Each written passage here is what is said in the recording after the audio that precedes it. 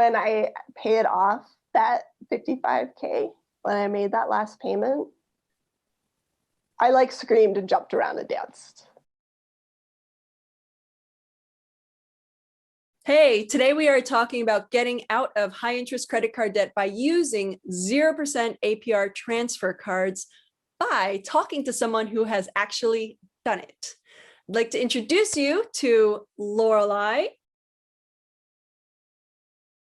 About a decade ago, you got into a lot of, was it just credit card debt? Yes, it was just credit card debt because of basically being stupid for reasons that I'm not going to go deep into right this second. But being not the smartest, got into, I think it was $50,000 or $55,000 worth of credit card debt in the space of about a year.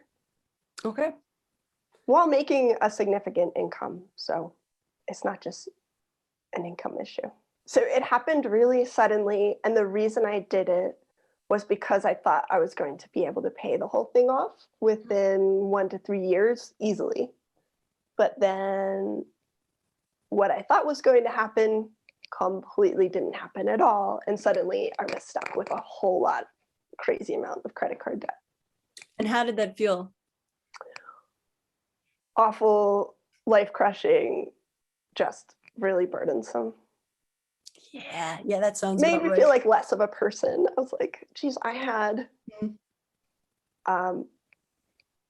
good 6 figures worth of student loan debt on top of that too. So I was looking at just a horrific amount of debt, and it kind of felt like less of a person.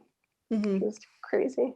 Which it's horrible that money can make us feel that way about ourselves when it's not. The amount of debt a person is in is no moral judgment on them, but we often feel that it's a moral judgment on us, that we're bad people and all this shame and judgment. And there shouldn't be, but it feels that way. So you had all this debt. What options did you explore at the time to try and get out of this debt? I had never considered this before, but I very seriously looked into bankruptcy because I thought, this is what bankruptcy's for. When you have like $55,000 worth of credit card debt and you can't really see a way out of it, I'm pretty sure that's what bankruptcy is for. And then looking at my huge student loan debt, I thought, maybe I should do that. And so I looked into it. I do have a pretty high ethical standard for myself. And I thought, I made a promise to pay this money and I would feel weird about not paying it, but it was just a really bad situation. And I researched it, contacted a few people who specialized in that. In bankruptcy? I found out that it wasn't going to cancel my student loan debt, as I think most or all US student loan debt is not cancelable through bankruptcy. It's very hard to do.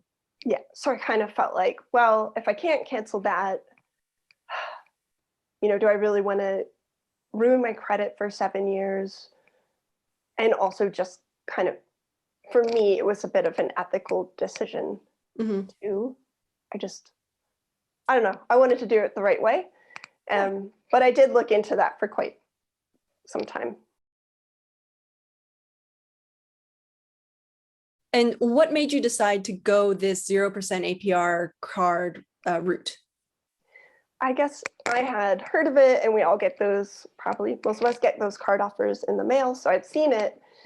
But I more thought of it when I was discussing, in general terms, my financial situation with some friends, and I heard from more than one person that that's what they had done, is put their credit card debt on a 0% card, and then they had some time to pay it off, and it gave them some breathing room so they could pay it off without incurring more interest.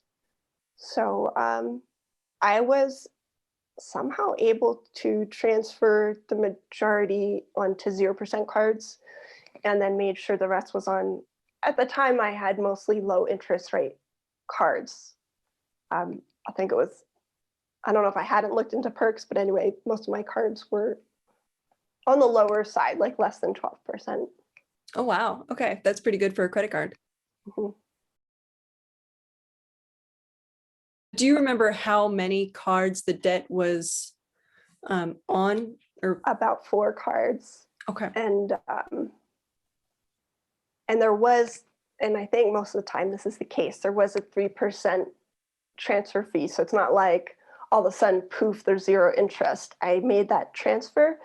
You pay upfront 3% fee, and then for however long the term is, like 12 months or whatever, then you're at 0%. So after that first 3% hit, then that's all you have.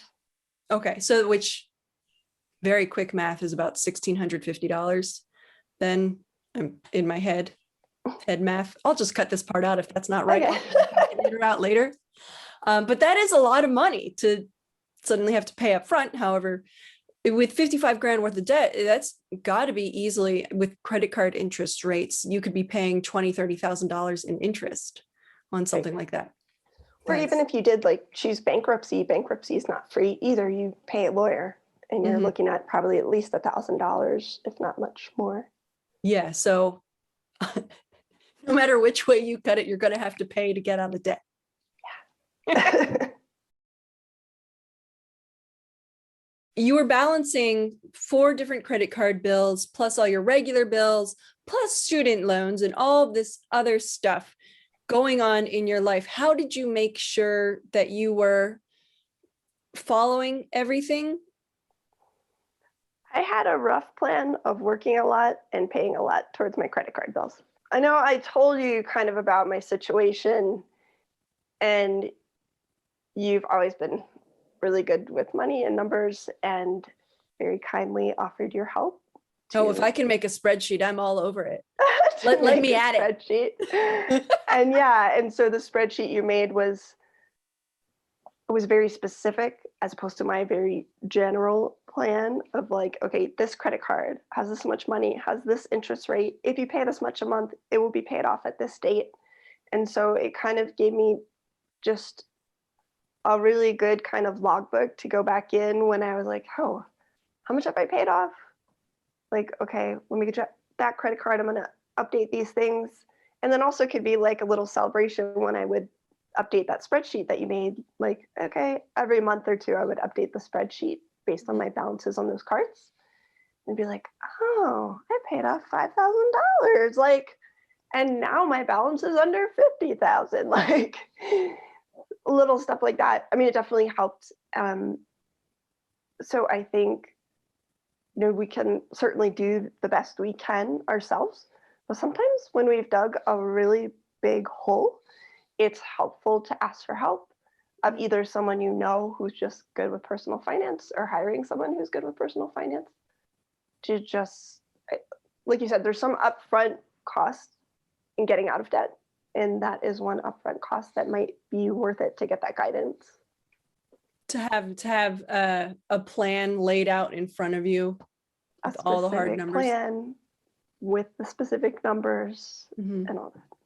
For people who, for whatever reason, you hate spreadsheets, you don't know anybody who knows spreadsheets, you don't want to hire me to make you a spreadsheet.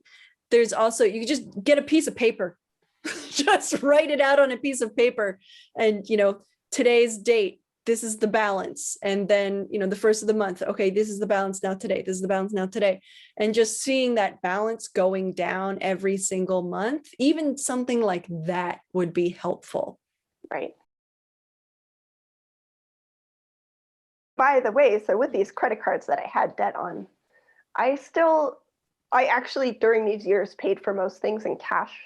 I had a cash budget, and most things like food, groceries, incidentals that I was paying for was out of that cash budget, and I wasn't really using credit cards.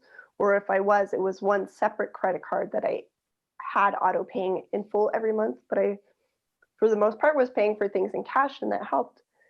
And the other thing is, those cards that you already have these huge balances on, whether it's because it was a balance transfer or that's where you racked up the amount, those were not in my wallet. Those were in a special faraway place, like where you put the extra checks to go for your checkbook, that kind of like extra financial place. And even still, I only keep some credit cards in my wallet. And there's other ones that I just keep because I didn't close them. So I still have that open credit line to make it look better for my credit because I'm using less percentage of my open credit. Yeah. there are cards that I just don't touch. And then the cards that had annual fees and such, I did just go ahead and close them down. And it's still just a small hit to your credit, but it wasn't worth it to me to pay $100 or $200 a year to keep a credit card that I'm not using anymore. Plus, at one point, I did have just too many credit cards. Mm-hmm. And so I did need to just shut some down. Yeah, which it sounds like you were doing it wisely. The ones that you had that had annual fees, you just got rid of those. As far as credit scores are concerned, for anybody watching this, that length of credit history is a major factor in what your credit score is. So if you have a credit card that you've had for 10 years and there's no annual fee, like there's no downside to just not using it instead of closing it, then make sure to keep it. But if you're paying $300 a year for a credit card, don't do that. Like that's not worth it. But I think that's a really interesting point you bring up. Wow, the sun just came out.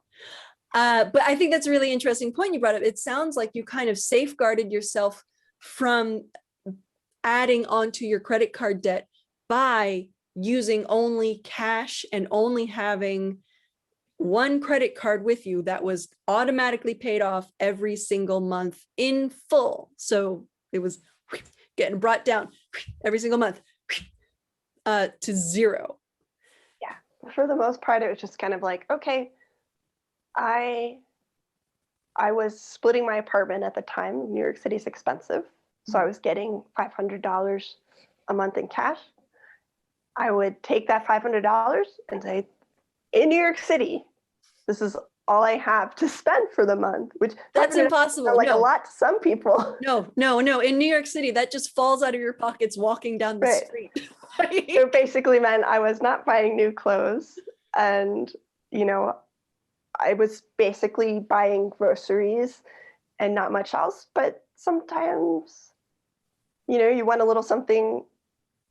It was like when there's a cash budget like that, it's so much easier to be like, well, I actually just don't have enough dollars in my pocket right now to buy that. Mm-hmm. So I can either come back later or just know not this month, like maybe next month. Yeah. It definitely helped with discipline because it's super easy in a credit card to be like, oh yeah, I can pay that off in the next 3 months. For like a shirt that you don't need.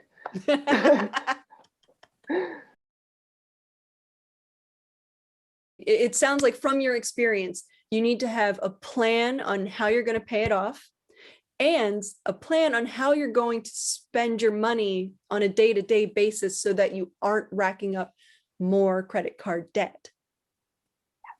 Yeah, that's true. Thanks. Yeah, because when you said those things, it reminded me of those other parts of the plan. I mean, there are kind of a lot of moving parts, but if you just sort of have it set up at the start, cash budget really helped. I don't know if I really use that credit card much at all, but I just, sometimes there's emergencies or whatever. So you have that. An emergency is not, you found a great pair of shoes on sale. Right. An emergency is you're stuck in Brooklyn, the trains aren't running for the rest of the weekend, and you have to take a cab to get home, or you're not going to be able to get home or something like that. And you don't have cash on you. And you're not going to walk the however many miles it is. Yeah, not at night. No. No. Yeah, that definitely qualifies as an emergency. Yeah. Certainly. And were you able to pay it all off within that time frame of those particular cards? By some miracle, yes.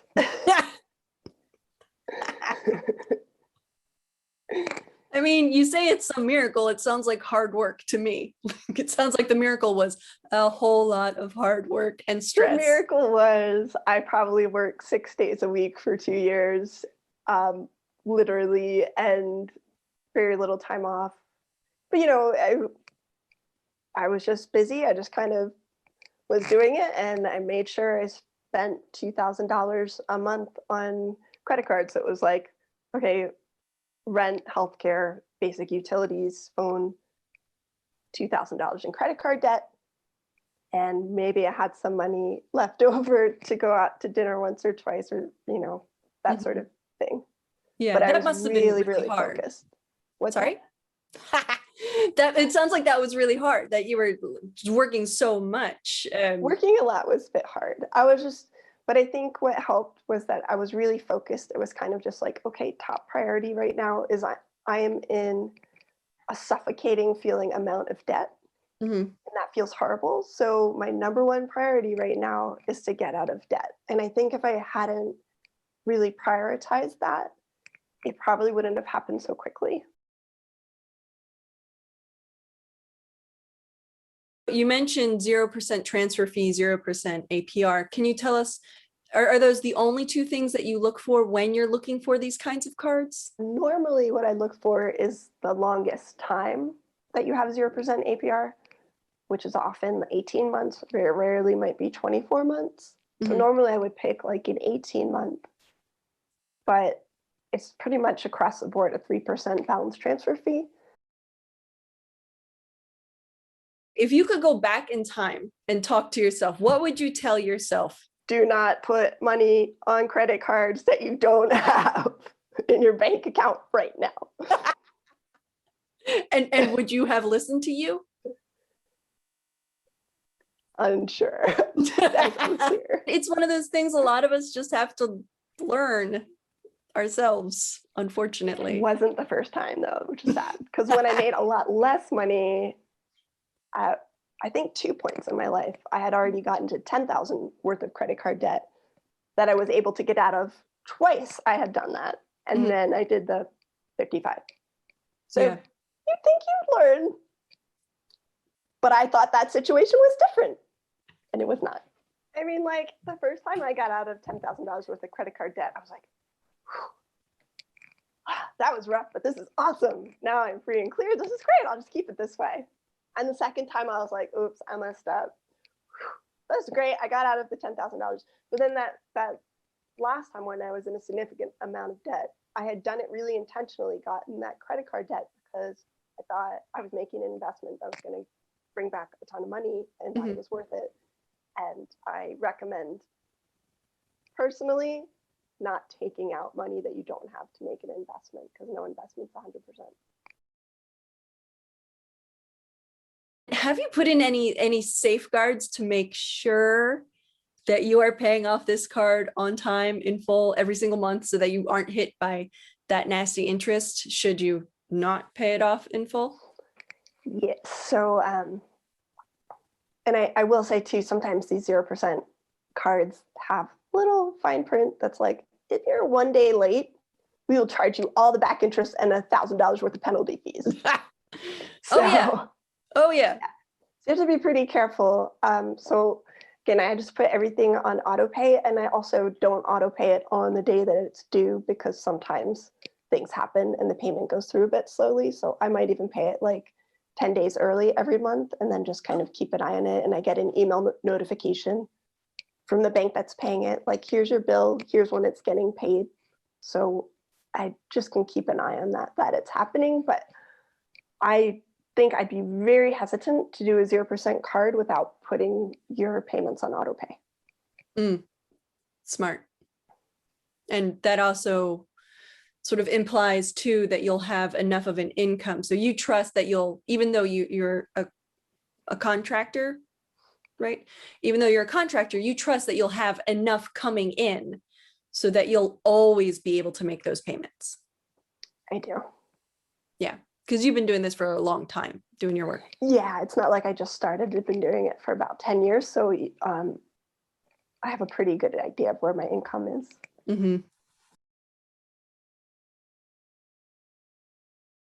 You have excellent experience with this.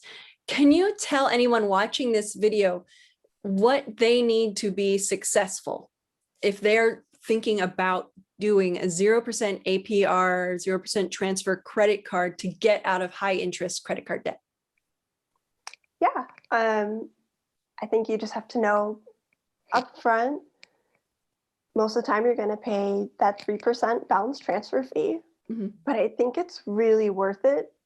Like, figure out a way to be able to pay that, because not only does it save you money, but it's really peace of mind to know, okay, I paid that. Now all that money I owe is not incurring interest for the next 12 months or for the next 18 months.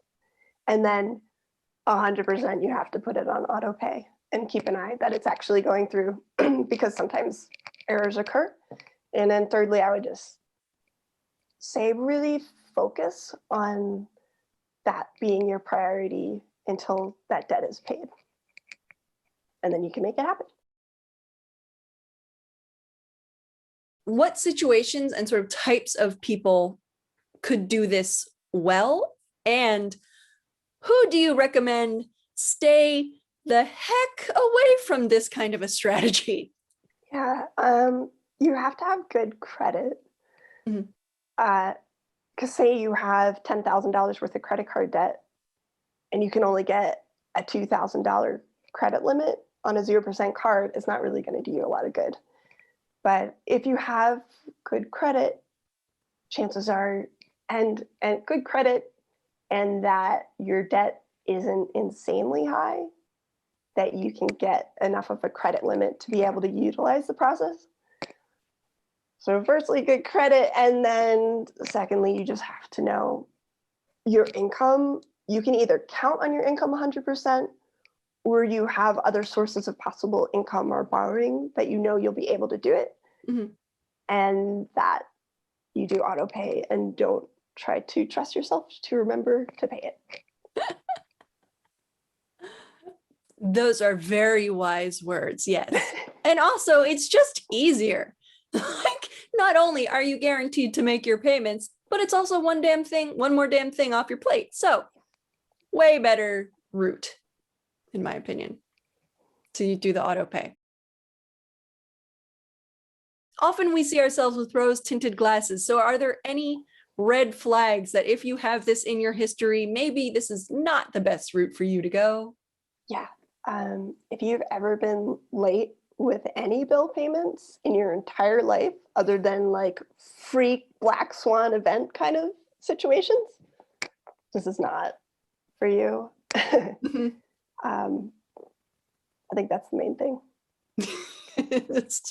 Okay, I think that is smart because that's an easy, concrete mark. I've definitely had clients who come in and they say, I'm great with money. And then we look at their bills and I'm like, you've been late with 3 different bills over the past 6 months.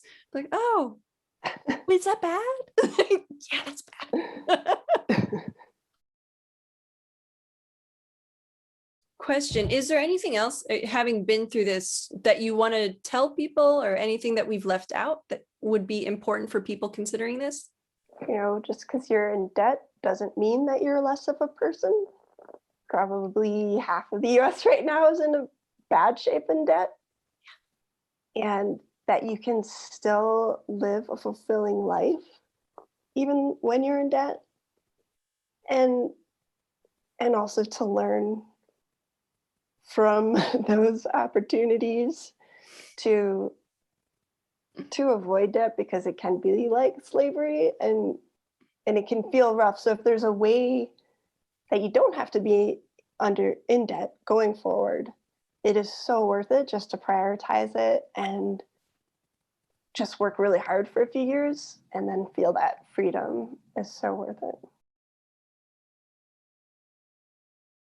Did you do any celebrations when you would pay off the cards? I did try. Yeah, I just even crossing them off in the spreadsheet was sadly exciting enough. Strike through fun. But when I paid off that $55K, when I made that last payment, I screamed and jumped around and danced. I mean, that was to me, that was the celebration, yes, and just to feel that good feeling of that lightness. Yeah. You'd mentioned that the debt felt so burdensome that taking that weight off your shoulders just must feel amazing. Definitely worth jumping around and dancing. Yeah. I want to thank you so much for your time. If you know someone who would find this video useful, please be sure to share. If you've had success using 0% credit cards to get rid of high interest debt, I would love to hear about it in the comments. All right, I'm going to stop recording. Boop, boop, boop.